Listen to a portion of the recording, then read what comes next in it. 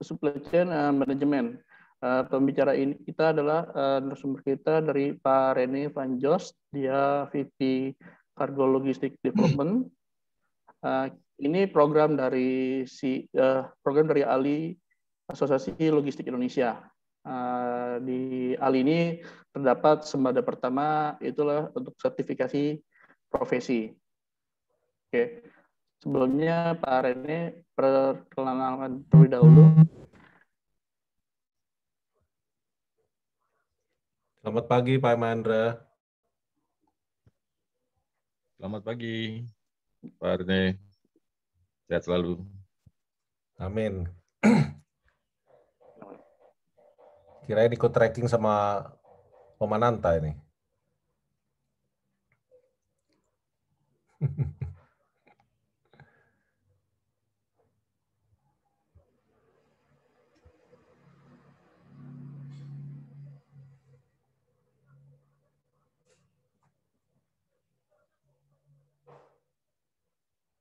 Ya, Mas A, ininya.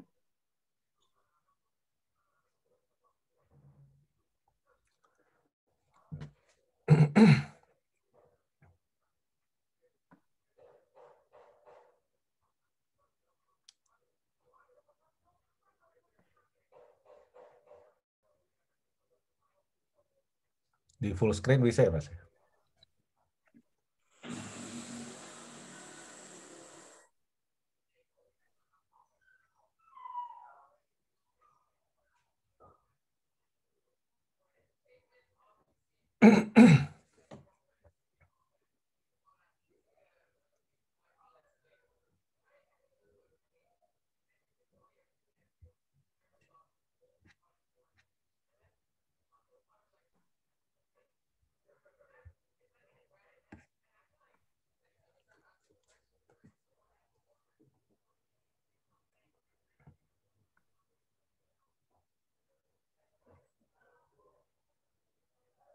Ya. Bisa dimulai, Mas Doli? Oke, bisa dimulai, Pak.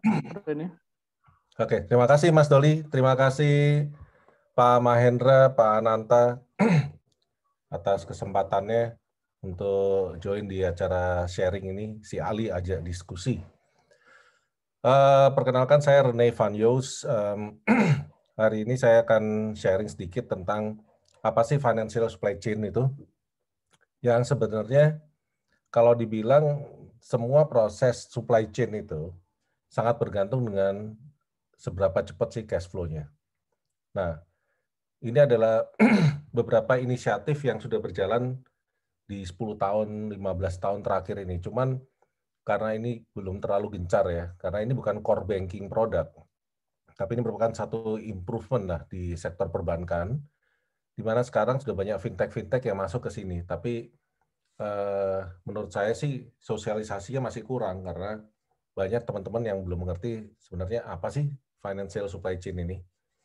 Untuk itu saya pagi ini akan sharing sedikit tentang ini, financial supply chain. Mudah-mudahan ini bermanfaat buat teman-teman semua dalam mengembangkan bisnisnya masing-masing. Next, Mas.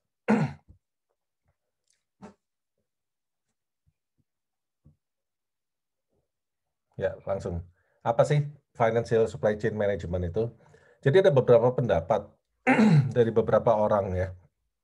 Yang intinya kalau dilihat bahwa sebenarnya ini mensupport kegiatan end-to-end di supply chain, di mana mereka akan fokus kepada cash flow-nya.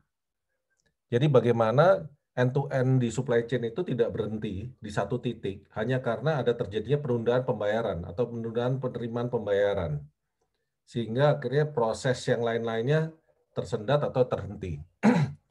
Jadi itu adalah pengertian simpel daripada apa sih financial supply chain management. Next. Nah, kalau kita lihat dalam supply chain finance FSCM itu kayak ibaratnya mata uang dengan dua sisi ya. Di satu sisi dari sisi prinsipal, dia bagaimana caranya agar ada order yang bisa menghasilkan duit cash. Sedangkan di sisi buyer, dia berpikiran bagaimana caranya dia bisa dapat uang untuk beli. Jadi di sini adalah bisa dilihat kalau di satu sisi yang satu cari cash, yang satu juga cari cash, tapi tujuannya yang satu untuk dapatkan cash dia harus dapat order, yang satu untuk dia beli dia perlu duit cash, maka disinilah bisa masuknya supply chain financial tadi. Jadi kalau dilihat di flow-nya di bawah, pada saat dikeluarin PO ke manufacturer, ya kan? Nah, si supplier sendiri dia butuh cash untuk beli material. Kalau misalnya dia nggak punya cash untuk beli material, maka dia nggak bisa produksi. Kalau dia nggak bisa produksi, maka dia nggak bisa jualan. Di satu sisi, di sisi buyer, dia perlu duit sehingga untuk bayar ya, sehingga dia selalu minta kreditem. Nah, ini kalau di dunia logistik kita sering melihat bahwa pertanyaannya, kita yang di dunia logistik ini berdiri di sisi mana? Kita sebagai apa sih? Kita ini sebagai suppliernya. Karena apa? Kita mensuplai kebutuhan end-to-end logistik mereka. Nah, sehingga kita pasti butuh agar gimana caranya mereka bayarnya cepat. Ya, kalau enggak kita nggak mungkin bayar seperti kita dengan airline, kita harus bayar deposit, dengan shipping line juga kita harus bayar di depan, untuk tracking, ya kita harus bayar uang jalan dan sebagainya. Oke, next.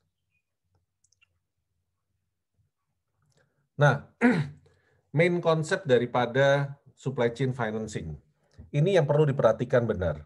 Jadi kadang begini, kalau kita ngomong dengan orang perbankan ya, kalau misalnya satu contoh perusahaan logistik 3PL misalnya, let's say 3PL-A, hari ini dia untuk membiayain modal kerjanya, dia datang ke bank, dia pinjam kredit modal kerja.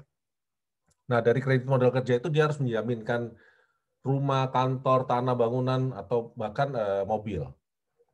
Nah, sehingga bank akan melihat dia, apakah dia ini capable atau tidak untuk melakukan peminjaman. Apakah dia mampu untuk melakukan pembayaran atau tidak. Dan yang terpenting bagi bank adalah sebetulnya jaminannya bagus atau enggak. Satu contoh, kalau misalnya saya datang ke bank, saya bilang Rene 3PL, Rene Forwarding, mau hutang dengan bank. Bank pasti pertanyaannya, jaminannya apa? Ya, jadi jaminannya apa? Terus saya bilang ini, oh jaminan saya rumah di Menteng. Dengan yang satu lagi, oh jaminan saya rumah di Kampung Melayu misalnya. Pasti bank akan lebih tertarik dengan rumah di Menteng.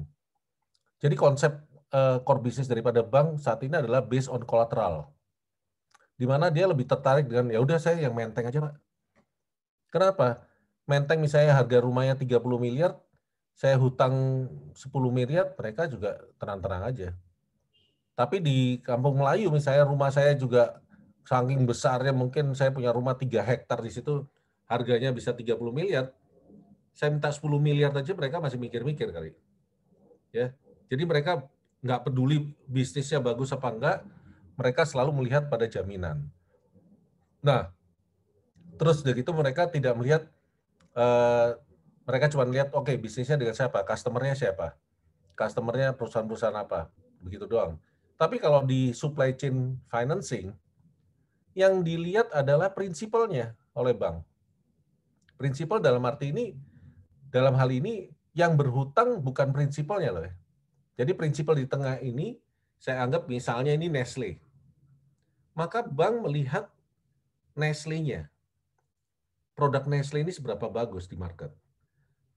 Padahal kreditnya tidak diberikan ke Nestle. Kreditnya diberikan kepada suppliernya Nestle maupun distributornya Nestle. Nah, kedudukan kita sebagai pemain logistik itu di mana? Kedudukan kita adalah di supplier. Karena kita mensuplai jasa buat prinsipal, buat Nestle.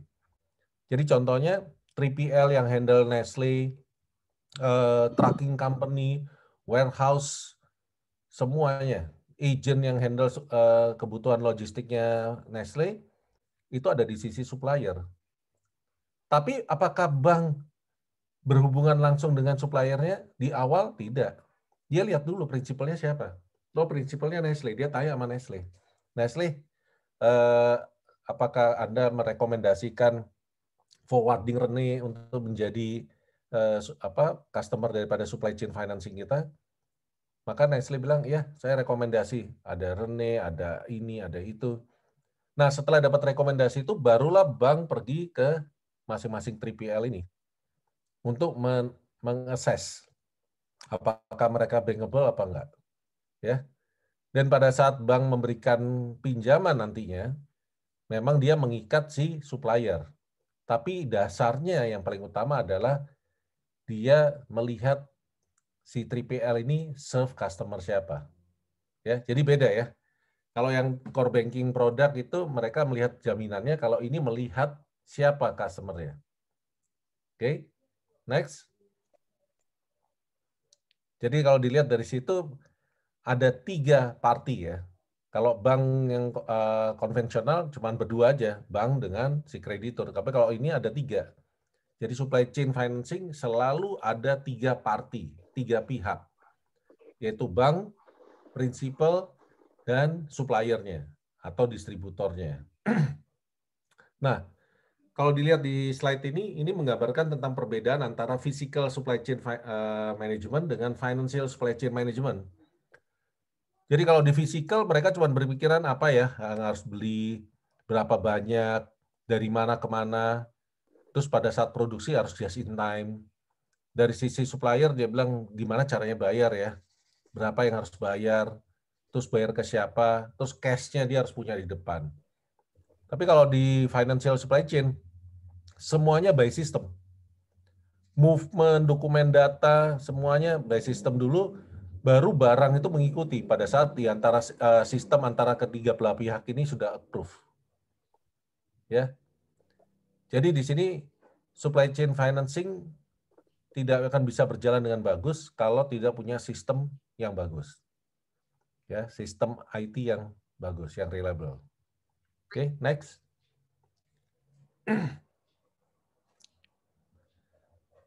Nah, ini slide menjelaskan tentang seberapa pentingnya FSCM itu. Bagi supplier seperti masing-masing 3PL di sini, ya kan, perusahaan logistik yang ada, karena kita mensuplai jasa pada prinsipal Nestle tadi misalnya ya, contoh Nestle misalnya. Maka kita yang penting adalah seberapa cepat kita punya tagihan ke Nestle itu dibayar. Itu yang paling penting, yang selalu di pikiran kita kan. Karena kita selalu berusaha menekan account receivable days on hand-nya. Jadi artinya kalau misalnya selama ini kita dengan Nestle, tagihan kita adalah 30 hari sejak invoice masuk misalnya. Nah kita berharap benar-benar 30 hari itu benar-benar bisa terbayar, uangnya bisa masuk di rekening kita. Tapi kejadiannya kan sering banget terjadi adalah 30 hari itu molor. Bisa sampai 45, 60, bahkan ada yang ekstrim di prinsip-prinsip yang lain bisa terjadi bahkan sampai dengan 6 bulan. Ya. Nah, inilah yang membuat para 3PL ini langsung bangkrut atau berhenti beroperasi. Kenapa? Karena modal kerja mereka nggak cukup. Mereka akan berhenti di situ. Nah, dengan adanya supply chain financing ini mengeliminir risiko-risiko tersebut. Tapi dengan bunga yang kompetitif. Bunga yang mirip-mirip atau bahkan sama dengan bunga kredit modal kerja. Ya. Nah, itu dari sisi supplier. Bagaimana kalau dari sisi bayarnya, distributornya? Ya kan? Dari sisi distributor. Distributor Nestle mereka selalu berpikiran untuk mencari barang itu bisa murah, ya kan? Risiko dalam supply chain-nya rendah. Dan yang penting adalah kalau saya diminta sama prinsipal Nestle untuk bayar gitu ya, bayar produknya itu, misalnya begitu barang tiba 30 hari sejak, kalau Nestle itu 30 hari sejak barang keluar dari warehouse mereka. Nah, bayangin kalau keluar dari warehouse mereka, argonya udah jalan, sedangkan perjalanan ke Indonesia Timur misalnya, dengan containerized, itu butuh waktu delivery ya, door to door, let's say butuh waktu 10 hari, setelah itu nunggu lagi BAPB-nya atau POD-nya kembali lagi untuk menjadi lampiran tagihan, bisa-bisa pada saat barang tiba di sana, ya kan, kredit termnya tinggal 10 hari lagi dari 30 hari yang diberikan oleh Nestle. Nah, sehingga dia harus bayar. Nah, dari sisi bayar, dia berharap, wah kalau bisa lebih deh, karena 10 hari nggak cukup buat saya untuk menjual. Kalau saya belum berhasil menjual barangnya, saya nggak punya duitnya. Jadi mereka butuh yang lebih lama lagi. Ya. Nah, bank yang berdiri di tengah-tengah. Hari ini bukan hanya bank. Fintech banyak bermunculan dan mereka berdiri di tengah-tengah untuk mengakomodir kebutuhan daripada para pengusaha logistik ini dan para distributor tempat barang-barang itu diantar oleh perusahaan 3PL. Next. Nah, ini beberapa produk yang saya mau jelasin adalah agar kita tidak rancu sebetulnya dengan produk-produk perbankan yang sudah ada. Yang pertama adalah factoring. Next. Jadi factoring ini merupakan produk yang paling lama yang sudah ada di industri ini, ya kan? Ini gencar-gencarnya produk factoring ini tahun 95, tahun 96. Di mana konsepnya seperti beginilah. Kalau saya sebagai 3PL, saya punya customer tadi Nestle misalnya ya. Terus dari itu saya nagih ke Nestle. Begitu saya nagih ke Nestle, maka Nestle terima dokumennya semua lengkap, mereka stempel, oke, dokumen udah lengkap, maka akan dibayarkan dalam 30 hari lagi, misalnya begitu ya. Nah, dokumen tersebut saya akan bawa ke bank untuk di-factoringkan atau ke perusahaan financial institution yang memang dia punya service factoring, maka ini saya akan kasih ke mereka, saya endorse, maka si factoring company ini akan bayar ke saya, biasanya mereka bayarnya bisa antara 50% sampai dengan 70% di depan. Ya. Jadi kalau tagihan saya 100 juta, mereka kasih saya 50 juta, 70 juta, 30 jutanya mereka keep. Kenapa? Karena mereka punya risiko. Pada saat mereka nanti nagih 30 hari lagi ke Nestle, nah dari 30 juta itu adalah untuk buffer risikonya. Setelah 30 hari, dia nagih ke Nestle. Terus Nestle bayar 100 juta. Nah, maka dia masih punya hutang kepada si 3PL tadi 30 juta. Nah, dari 30 juta ini, dia akan bayar dengan dia potong bunganya. Dan bunganya mahal sekali, kalau factoring itu bisa 2% per bulan. Ya. Jadi pada saat tagihan sudah terbayarkan, maka sisanya yang 30 juta tadi dia akan bayar setelah dipotong dengan beban bunga. Tapi ada juga yang mereka bayar di depannya 70 juta tadi, langsung mereka potong dengan biaya bunga. Sehingga pada saat 100 juta tertagih, selisih 30 juta langsung dibayarkan full. Ini cuma cara mereka aja create package-nya. Itu adalah produk factoring yang sudah berjalan sejak tahun 90-an. Ya, sampai dengan hari ini pun masih ada, meskipun bunganya mahal. Nah, produk berikutnya adalah supply chain financing ini. Yang lebih dikenal kalau di luar orang ngomongnya supplier atau distributor financing. Nah, saya selalu menekankan bahwa supplier itu adalah kita, 3PL. Selain supplier raw material kalau buat pabrik ya. Jadi 3PL itu masuk di mana? Di supplier. Kenapa? Karena mensuplai jasa. Sedangkan distributor financing adalah para distributornya. Yang kita tahu, kita 3PL biasanya kirim barang dari Nestle, Coca-Cola, Unilever, itu selalu ke distributor mereka atau ke DC-DC-nya. Ya. Nah, di sini bisa dilihat ya bahwa di supplier dan distributor financing ini adalah dia pada saat dia seperti tadi saya selesai mengerjakan pekerjaannya si Nestle, saya akan masuk ke dalam sistem. Jadi invoice saya tadi, saya masuk ke dalam sistem, maka si Nestle harus acknowledge bahwa oke, shipment sudah done, dokumen lengkap, saya sebagai prinsipal, saya komit bahwa 30 hari atau 60 hari atau 90 hari sesuai dengan perjanjian, saya akan bayar. Nah, pada saat demikian, bank atau fintech yang berdiri di tengah-tengah, dia sudah melihat bahwa supplier sudah menjalankan kewajibannya dan prinsipal sudah menerima, mengkonfirm bahwa semuanya sudah done dan sesuai dengan apa yang disepakati. Maka bank tinggal tunggu. Kalau supplier misalnya dia butuh duitnya sekarang, bank bisa mencairkan. Ya.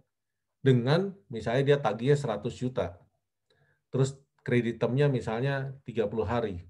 Maka bank tinggal bilang, kamu mau cair sekarang, saya kasih 100 juta dipotong dengan bunga 30 hari. Jadi bank bisa bayar. Ya.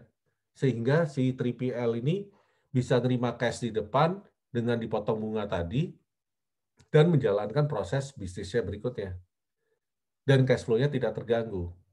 Jadi seolah-olah dia bisa dapat kredit dari bank, padahal dia nggak punya jaminan apa-apa. Ya. Nah, itu kepentingannya buat 3PL. Nah, di fintech-fintech sekarang, yang di sistem-sistem yang ada sekarang, di tengah-tengah, pada saat kita transaksi, kan banyak tuh. Installment, no payment, segala macam. Ya kan? Itu sebenarnya pengembangan produk daripada supply chain financing. Oke, next.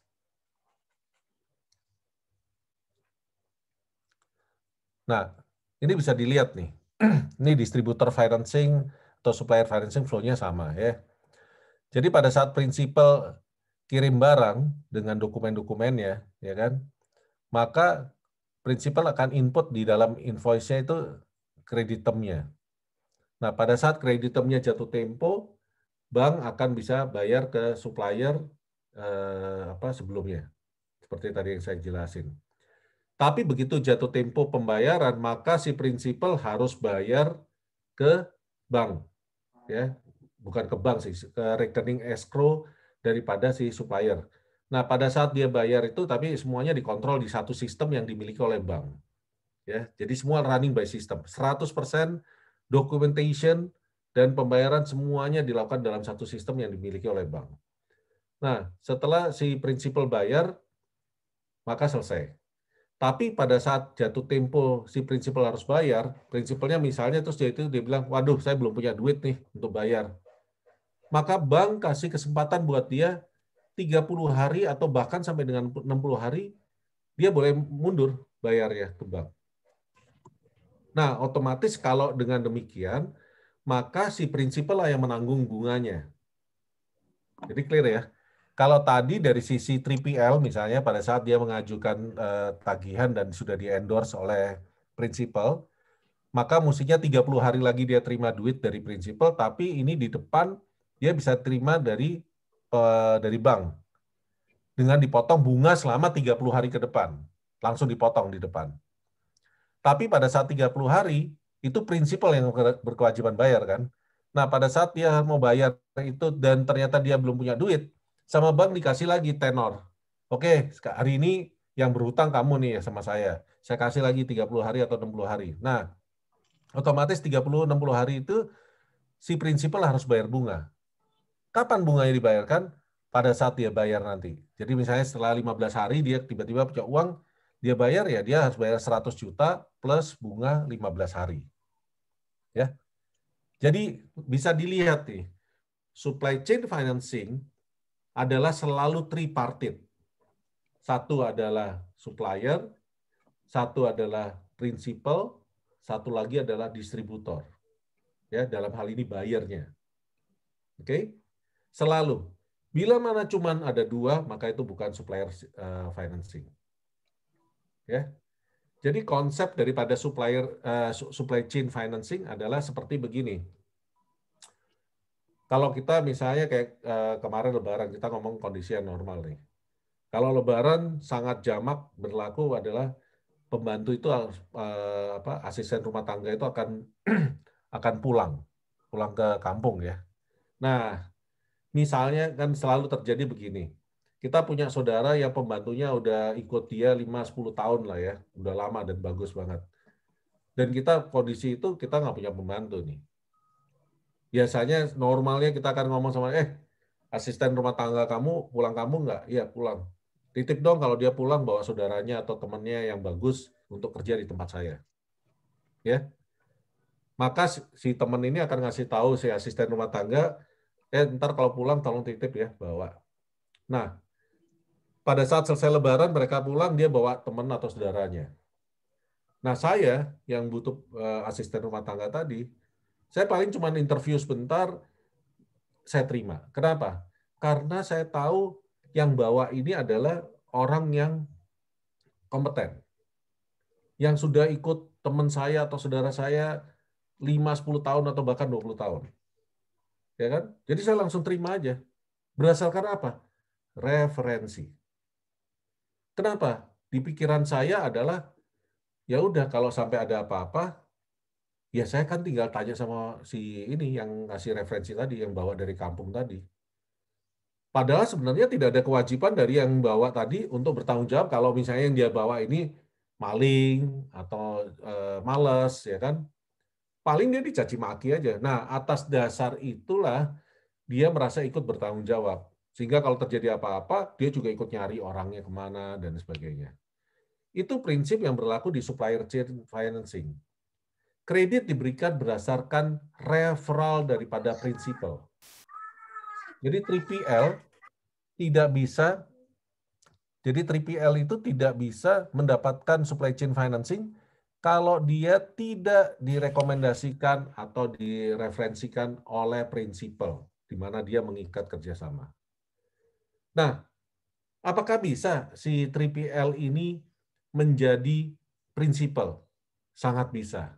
Itulah fungsinya supply chain financing. Kapan, kepada siapa dia bisa menjadi prinsipal? Ya kepada tracking company-nya, kepada shipping line yang mengikat kerjasama dengan dia sebagai vendornya dia. Ya, jadi dia sebagai prinsipal, sehingga kalau bank datang ke 3PL-nya, misalnya ABC Logistik misalnya ya. Nah, terus si bank tanya, siapa aja vendor kamu? Oh, kalau tracking yang bagus-bagus dari 50 vendor, saya punya 5 yang bagus. Dari warehouse, saya punya 10, tapi yang bagus 3. Ya, dari airline, saya punya ini.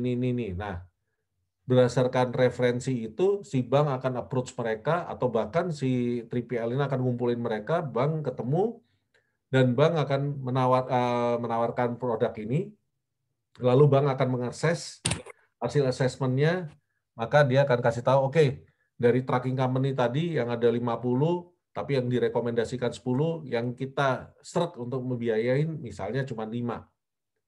Nah, otomatis 5 ini, setiap kali mereka selesai mengantarkan produk-produk, menjalankan tugasnya atas order dari ABC Logistik tadi, maka si tracking ini bisa langsung reimburse ke sistem tadi. Bank langsung bayar dengan dipotong bunga. Nah, otomatis tracking ini napasnya jadi panjang karena cash flow-nya terbayarkan. Bagaimana kalau misalnya dia macet, si tracking ini? Trackingnya nggak bayar misalnya.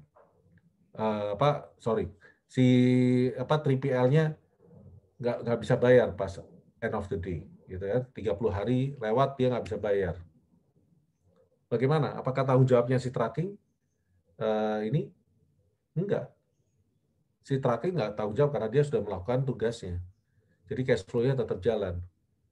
Nah, otomatis si prinsipal kalau dia nakal, maka semua trackingnya akan diminta oleh bank untuk berhenti support si prinsipal.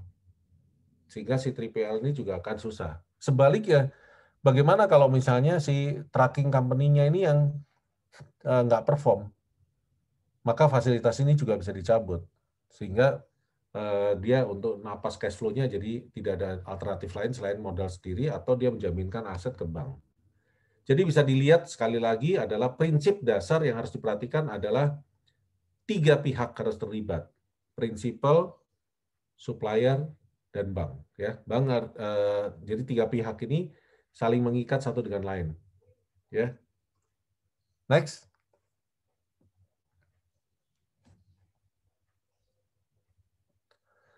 Nah, supplier financing ini kita sering mendengar kalau misalnya saya sebagai sales ya, saya datang ke calon prospek customer ya. Karena di kartu nama itu ada namanya direct procurement division atau physical division, procurement division. Terus ada indirect procurement atau services procurement. Nah, ini apa sih arti bedanya? Ya kalau direct sama physical sudah pasti itu berhubungan sama raw material. Kalau indirect itu adalah support services yang yang tidak berhubungan dengan direct cost. Ya. Jadi ini yang membedakan. Jadi pada saat kita datang kita cari untuk 3PL biasanya kita berhubungan dengan indirect atau services procurement. Ini yang terjadi di sisi prinsipal. Next.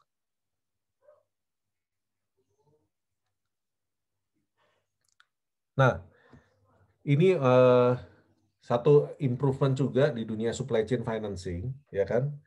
Di mana ini namanya air financing untuk prinsipal. Jadi sebetulnya kan prinsipal itu kan tidak pernah, si Nestle ini nggak pernah mengikat perjanjian kredit dengan bank.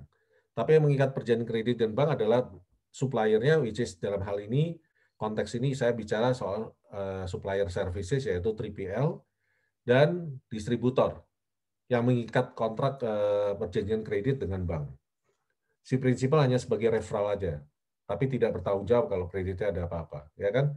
Nah, tapi berjalannya waktu, misalnya saya kasih kredit ke ABC Logistik tadi, itu nilainya misalnya 1 miliar, saya kasih plafon gitu ya. Terus dia baru pakai 300 juta, masih ada sisa plafon 700 juta. Terus satu waktu si Nestle misalnya dia butuh duit nih, dia butuh duit untuk menjalankan operasionalnya. Maka dia bisa atas seizin si ABC Logistik memakai plafon itu untuk membiayai modal kerja dia. Jadi ini lebih advance lagi, ini yang namanya air financing untuk prinsipal. Ya. Nanti kita akan lebih kupas segala macam ini lebih detail di next session-nya. Next.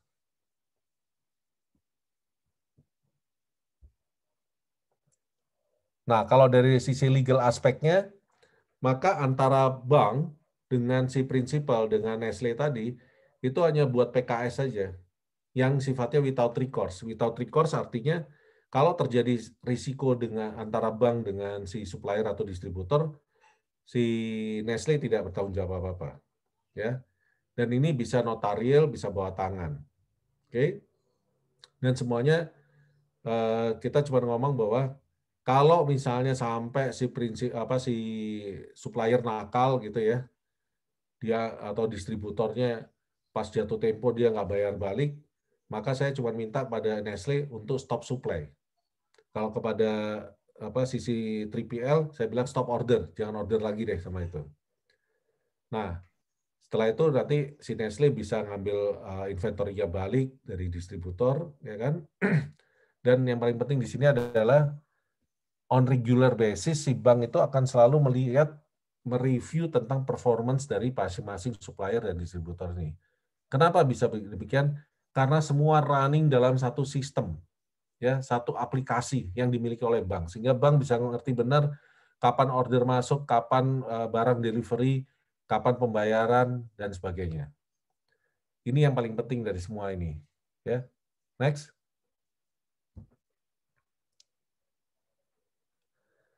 Nah, kaitan daripada supply chain financing, kita kalau melihat di UMKM dengan startup, apa sih bedanya? Kita masuk ke basic-nya dulu. Saya yakin teman-teman udah tahu semua. Oke, next.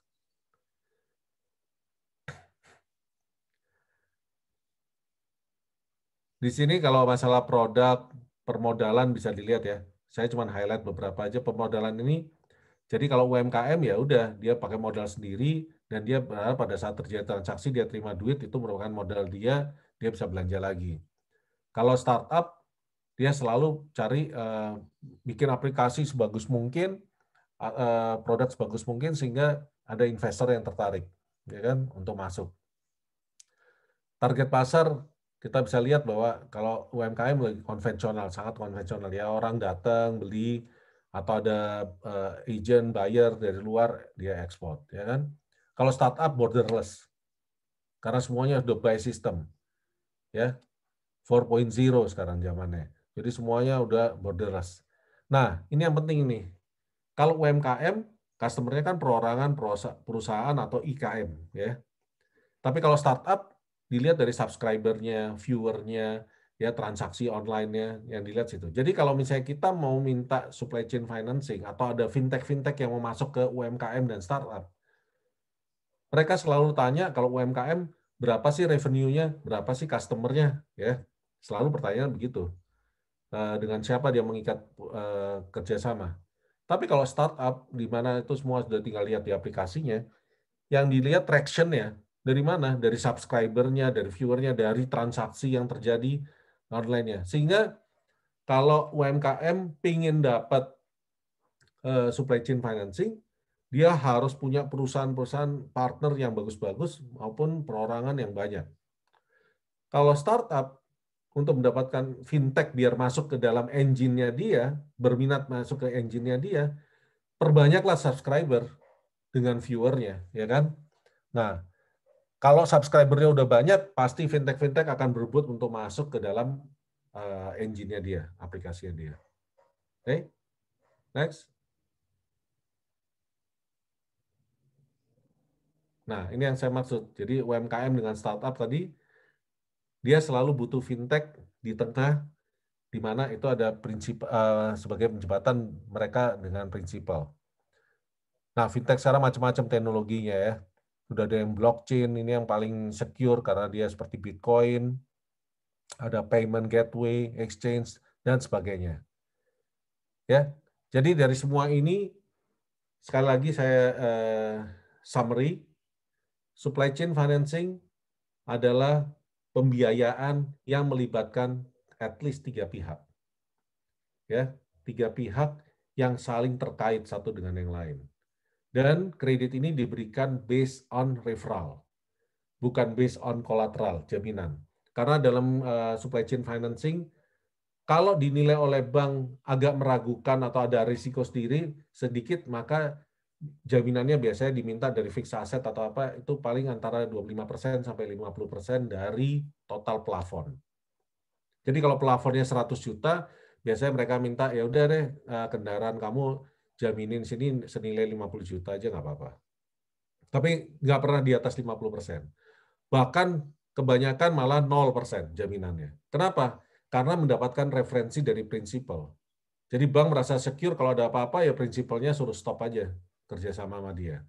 Makanya kenapa selalu ditanya, kalau saya mau sebagai bank ini saya mau kasih supply chain financing kepada 3PL nih, saya akan melihat seberapa besarnya 3PL ini tergantung dengan si prinsipal.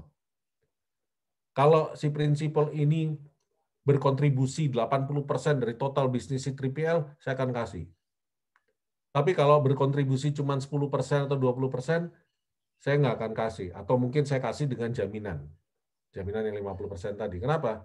Karena secara prinsip, kalau dia ketergantungannya dengan si prinsipal ini cuma sedikit, dia nggak akan takut untuk macetin kreditnya.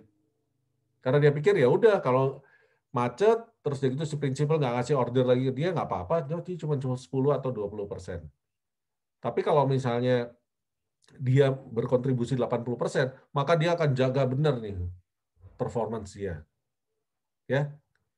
Demikian secara garis besar tentang supply chain financing, dan ini agar kita semua mengerti.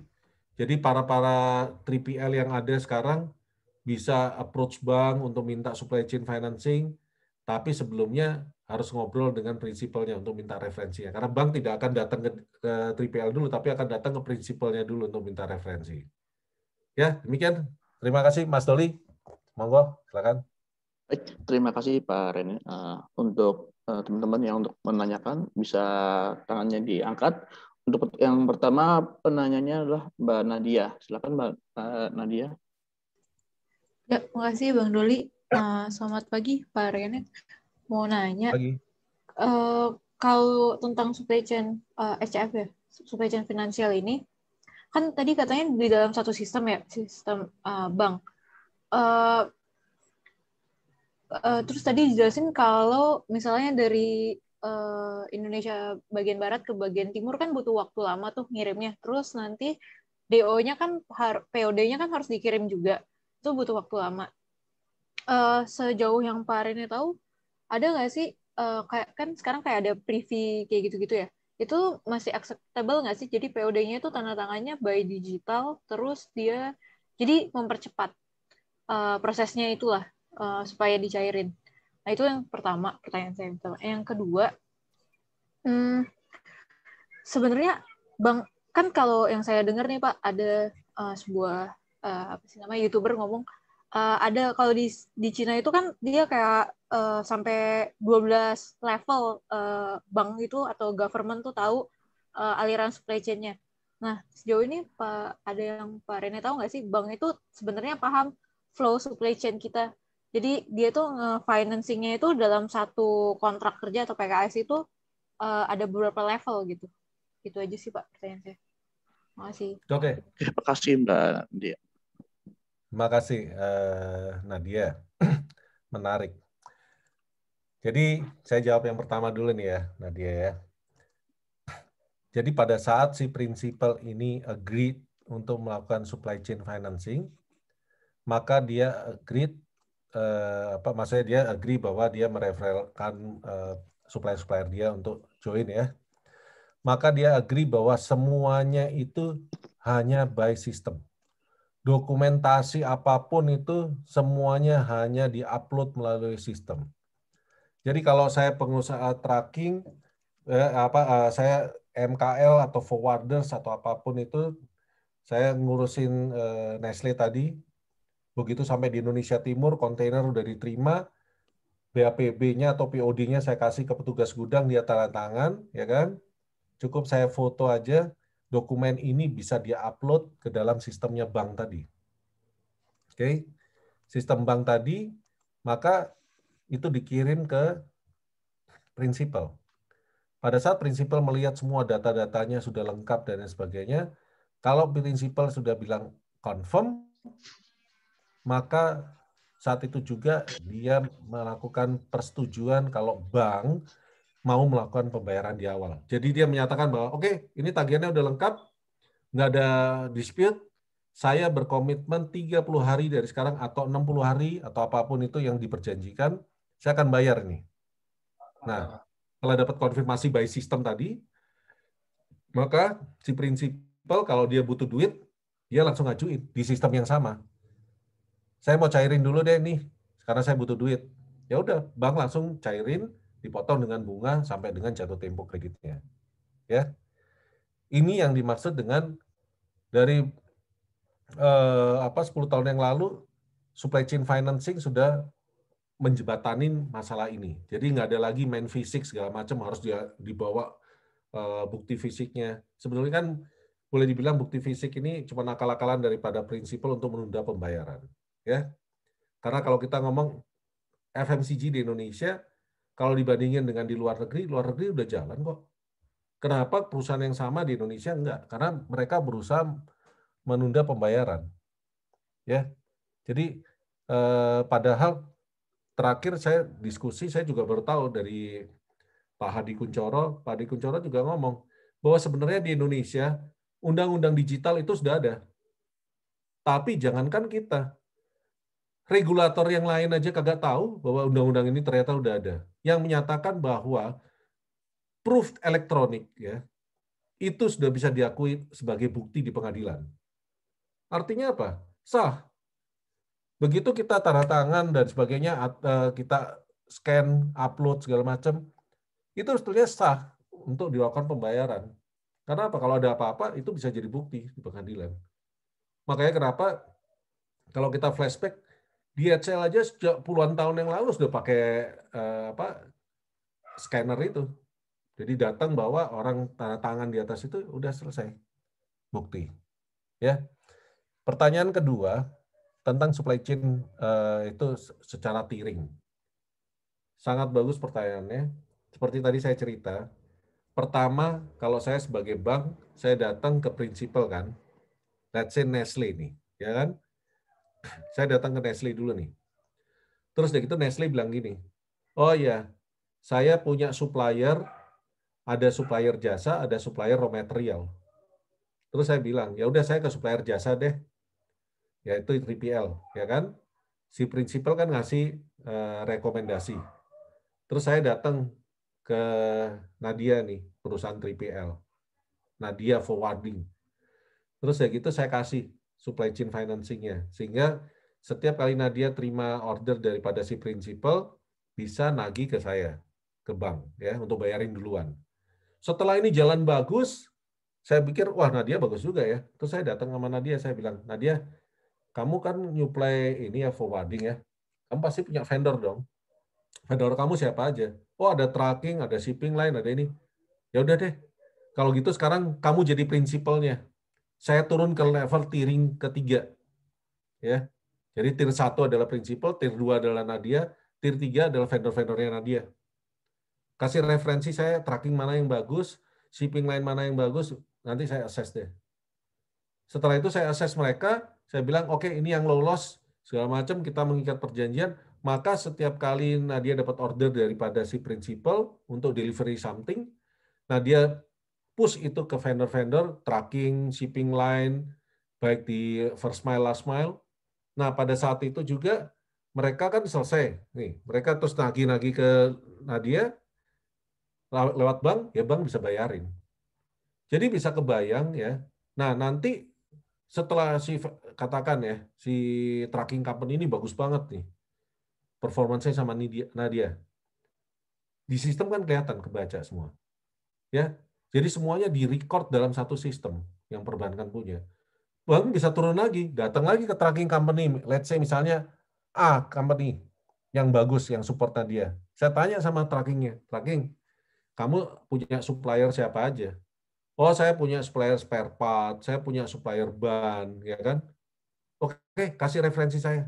Terus saya pergi ke sana. Kamu bayarnya gimana? Ya saya ngutang lah. Ya saya sama mereka. Ya udah, saya pergi ke mereka. Terus saya assess sama si supplier tadi akan menjadi si tracking company tadi akan menjadi prinsipal. Tiering 5 dan 6. Ya. Begitu ini semua sudah jadi, maka inilah supply chain financing yang paling ideal, di mana bank pegang dari hulu ke hilir. Nah, di sisi atas, bank pergi ke distributor, sama, melakukan hal yang sama. Begitu distributor performance-nya bagus, bank approach distributornya untuk dia menjadi prinsipal. Ditanya distributor, lu habis ngambil barang, kamu ngirim ke siapa? Oh, saya ngirim ke toko-toko modern market sama traditional market. Oke, referensiin sih siapa ya? Mereka kasih referensi, saya assess, maka distributornya menjadi prinsipal. Sampai di modern market segala macam, saya tanya lagi, dari sini kamu langsung ke end user atau enggak? Oh, kalau traditional market misalnya saya end user, ya udah stop di situ. Karena kita supply chain financing adalah B2B, tidak kasih ke sana. Ini dari sisi bank ya. Tapi kalau fintech sekali lagi mereka bisa sampai ke C2C, ya. Ini fintech. Tapi kalau misalnya si modern market terus dia bilang, "Oh, saya masih kasih lagi ke toko-toko." Oke. Toko mana yang bagus? Saya nilai, nah maka modern market ini menjadi prinsipal. Bisa kebayang end-to-end-nya dipegang dalam satu sistem di mana semua financing dibiayain oleh bank, satu bank, maka masalah AR dan AP tadi hilang. Dan pada saat itu masuk, maka semua yang ikut di flow tersebut, mereka tidak perlu lagi mengajukan kredit modal kerja kepada bank dengan jaminan rumah dan sebagainya. Kenapa? Karena ini udah terkait semua. Once mereka satu kali aja, misalnya mereka default, mereka cacat, maka the whole supply chain ini akan terpengaruh dan mereka akan menghukum lah, mempanis yang melakukan ini. Dengan cara apa? Ya nggak kasih order, stop referensi, akhirnya mati dia bisnisnya. Demikian Nadia, bisa menjawab? Siapa? Makasih. Sama-sama. Untuk selanjutnya ada pertanyaan? Bu Erdi? Ada yang lain? Oke, Mas Aris, silakan. Halo Pak, selamat pagi Pak Rene. Pagi. Halo. Ya, jadi saya ingin tanya Pak, soal sebenarnya lebih ke logistik agregator yang memang lagi tren banget sekarang ya Pak, mengenai bisnis model yang memang let's say kita sebagai yang punya sistem, terus kita ingin menghubungkan antara misalkan let's say cargo owner PPJK dengan uh, dengan apa dengan kemudahan mereka melakukan ekspor atau international trading secara umum ya Pak ya. Jadi saya ngelihat kalau misalkan sekarang kan layer untuk prosesnya dari awal sampai akhir itu kan sangat ini ya Pak ya, sangat memakan cost ya Pak. Nah kalau misalkan let's say kita punya sistem A, let's say saya salah satu private sector yang ada di dalam NLA yang memudahkan antara si cargo owner atau BPJK untuk melakukan ekspor ataupun impor. Tapi saya tidak bisa melakukan supply chain financing karena apa dari sisi bank ataupun dari sisi pemodal yang lainnya itu mereka tidak bisa menerima karena private sectornya dianggap masih baru banget dan mereka tidak punya historical transaksi. Kalau dari menurut pendapat Bapak, ini common the best practice untuk supply chain financing di dalam hal seperti ini seperti apa ya Pak ya? Jadi kembali lagi seperti tadi saya bilang, referralnya yang penting. Jadi kalau misalnya yang terlibat di situ adalah perusahaan baru-baru segala macam, adalah referral daripada prinsipalnya. Jadi di bandara, di pelabuhan segala macam, dia bilang bahwa oke, ini kita kasih referral deh. Meskipun perusahaan baru, tapi grupnya siapa dan sebagainya ya. Maka supply chain itu juga bisa kasih. Kenapa? Karena supply chain-nya si bank atau si fintech-nya berpikiran bahwa kalau ada apa-apa, ya kan, maka izin ekspornya atau izin importnya atau izin PPJK-nya dicabut atau diblok, bukan dicabut ya. Kalau dicabut kan pihak yang institusi berwenang. Diblok di komunitas itu. Nah, pertanyaan saya kembali lagi seperti yang tadi. Kalau saya mengakses si orang ini, ya kan, yang perusahaan baru ini, saya cuma aksesnya begini, seperti yang tadi prinsip. Apakah 80% dari bisnis dia memang di komunitas ini? Kalau dia bisnisnya cuma 5%, 10%, saya nggak akan kasih. Kenapa? Karena dia dengan mudah, ya udah macet aja, karena saya nggak tergantung banget sama si komunitas ini. Tapi kalau dia hidupnya dari komunitas ini, karena memang dia pemain di situ, dia pasti akan jaga. Gitu ya. Nah, ini bisa dibikin dengan AI sebenarnya. Jadi dengan adanya AI di dalam sistemnya, makanya tadi saya bilang di startup itu sangat bisa mengundang fintech untuk join, ya kan? Dimana si startup ini pada saat bikin aplikasinya, bikin sistemnya harus benar-benar menunjukkan kepada investor, kepada fintech ini bahwa itu bisa mendeliver data-data yang bisa dipakai untuk analisa. Ya, saya kasih contoh deh gini, Mas Aris, paling simpel nih ya. Kalau Mas Aris sebagai bank atau sebagai fintech nih ya, untuk supply chain financing, ya. Terus ada 2 brand datang nih ke Mas Aris. Yang satu brandnya Agia nih, ya. Tahu mobil Agia kan ya? Ya, tahu Pak. Nah, yang satu lagi McLaren misalnya. Oke. Ya, McLaren tahu dong, ya. Tahu Pak. Ferrari, McLaren, gitu ya. Ferrari, McLaren lah. Nah, dari 2 brand ini, mana yang menurut Mas Aris lebih capable, visible untuk diberikan supply chain financing? Maksudnya Yang mereka kedua, Pak. mana yang bisa jadi prinsipal? Yang kedua, Pak. Siapa? Yang kedua, McLaren atau Ferrari. Kenapa? Karena mereka secara brand reputation-nya lebih dikenal sih. Worldwide, ya? Ya, worldwide. Ya, mereka juga ada global selling-nya kan. Jadi lebih secara value dari setiap unit yang dijual juga lebih gede kan. Jadi ya let's say kalau misalkan transaksi yang nggak terlalu gede tapi value-nya lebih besar. Mungkin itu bisa jadi pertimbangan mereka sih untuk ngasih SCF-nya gitu, Pak. Ya. Pada saat dipilih si McLaren, ya kan? Dia menjadi prinsipal nih. Oke? Terus berarti yang dibiayain misalnya ya, yang dibiayain si distributornya, maksudnya showroom-showroomnya misalnya ya. Kan showroomnya McLaren nih, kita biayain nih. Benar nggak? Supply chain financing. Saya tanya sama McLaren, siapa aja showroom yang bagus-bagus? Oh, ada Aris Showroom. Ya udah, saya ke Mas Aris, saya tawarin, saya saya kasih ini ya, supply chain financing ini. Nah, pertanyaan saya, berapa persen McLaren ini Mas Haris bisa jual dalam sebulan? Katakan Mas Haris ini punya showroom, kan nggak mungkin showroom McLaren doang kan? Pasti ada brand lain ya, karena sudah secondary tiering. Berapa persen? Dalam sebulan bisa jual McLaren bisa 10? Mas? Halo? Hilang Mas Haris. Halo, halo, Ya, halo, ya bisa halo, dengar halo. Mas? Ya. Jadi pertanyaan saya, apakah Mas Haris dalam sebulan bisa jual 10 McLaren?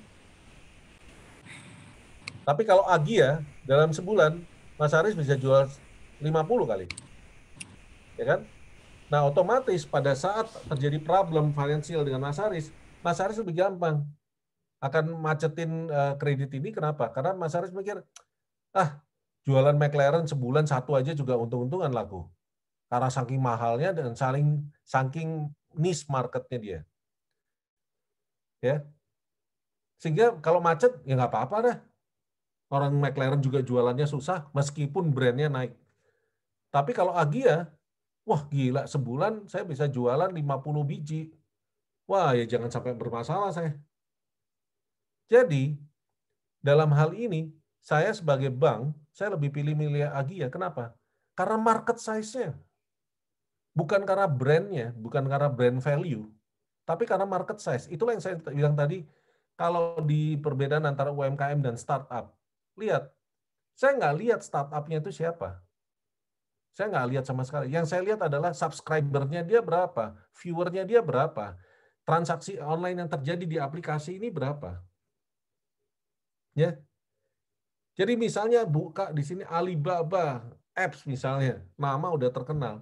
Tapi begitu saya lihat viewer, subscriber-nya sedikit dibandingin dengan Aris application misalnya.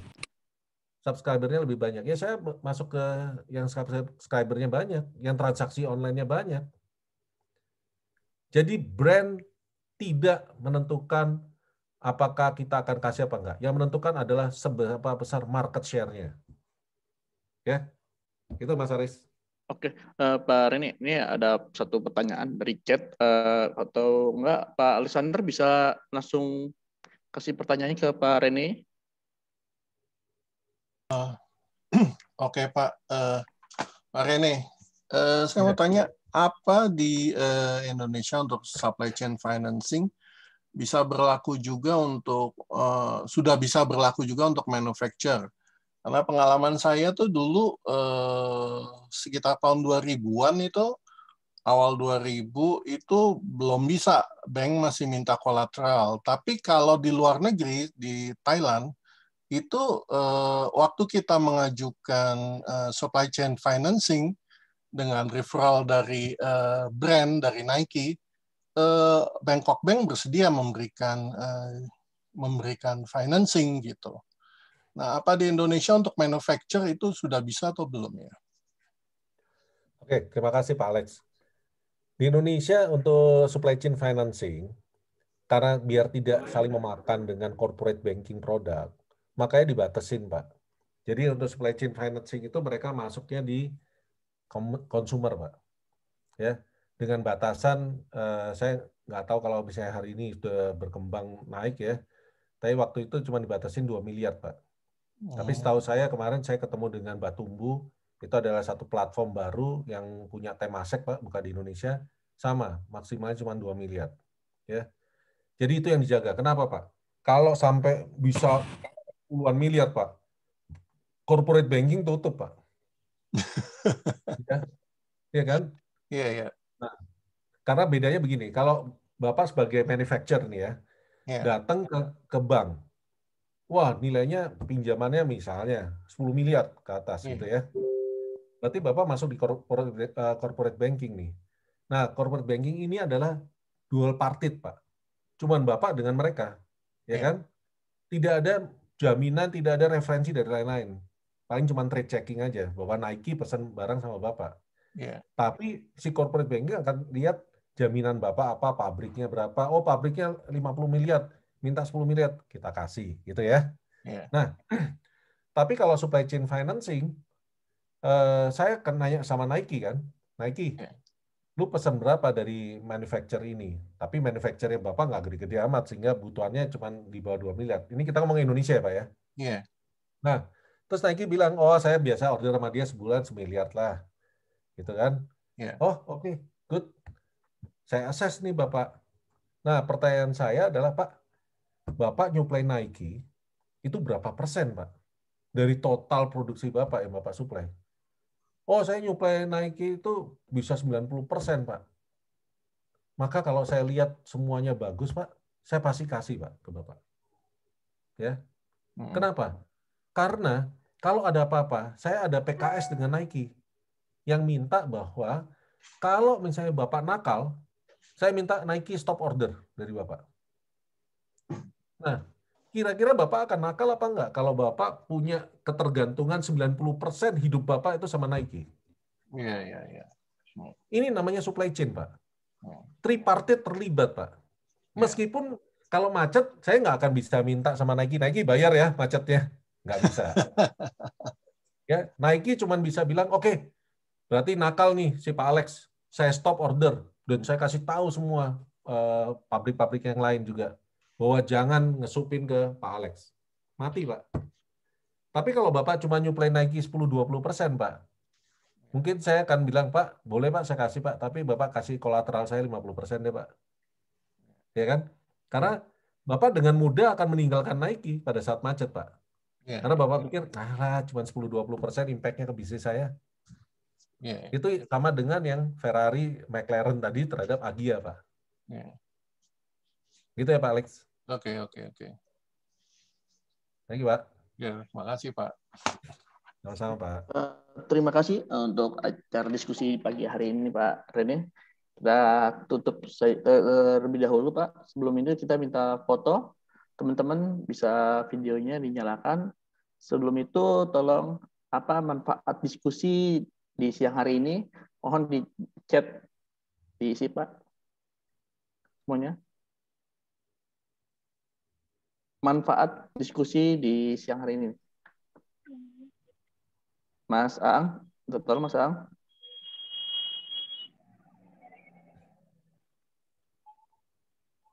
Bapak Ibu, silakan yang mungkin bisa menyalakan videonya, kita nyalakan dulu Pak. Sementara untuk kita foto bersama.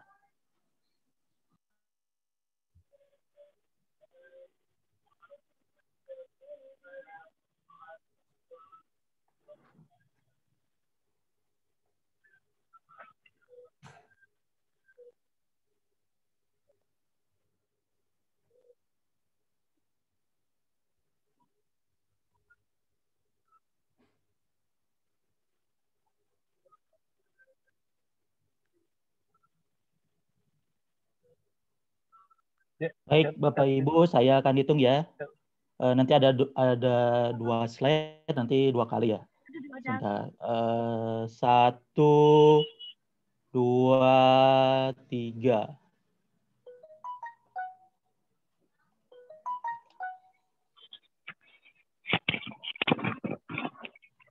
Mohon izin 1 kali lagi ya Bapak Ibu.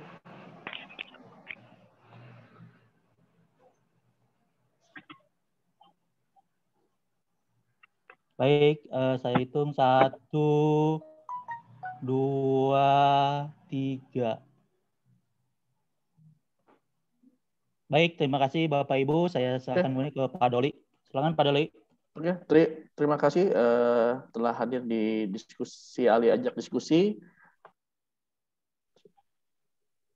Saya tutup untuk acara di siang hari ini. Terima kasih. Terima kasih Pak Rene. Terima kasih Pak Rene. Mas Ang. Terima kasih Bu Erni. Terima kasih Bapak dan Ibu semuanya. Terima kasih semuanya. Terima kasih, sama-sama. Siang. Sama-sama, Pak. Salam hormat Pak Ambar. Terima kasih banyak Ya, Pak. sama-sama. Sama-sama Bapak semuanya. Oke. Ini pas ada kesibukan tadi. Saya ikuti. Insya Allah nanti kami akan membuat muatan lokal di tingkat SMK yang terkait dengan supply chain management, financial management. Ini sangat penting sekali Iya, ya. Mudah-mudahan warnanya nanti bisa. Mohon kalau bisa karena Pak, tadi kami harus duplikasi acara yang tumpuk double.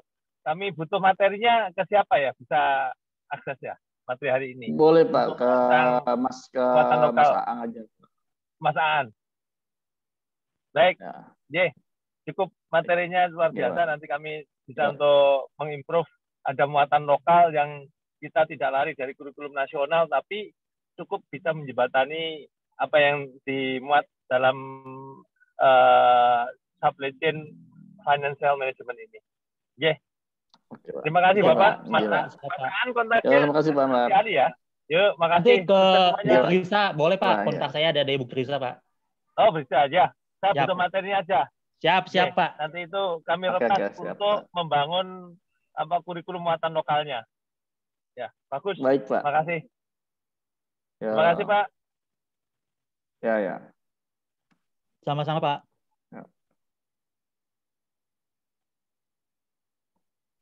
Mungkin, sudah cukup? Oke. Ya, Pak. Mas Doli, saya sudahi ya. Close ya. Oke. Terima kasih Mas Aang ya. Sama-sama, Mas. Siap semuanya.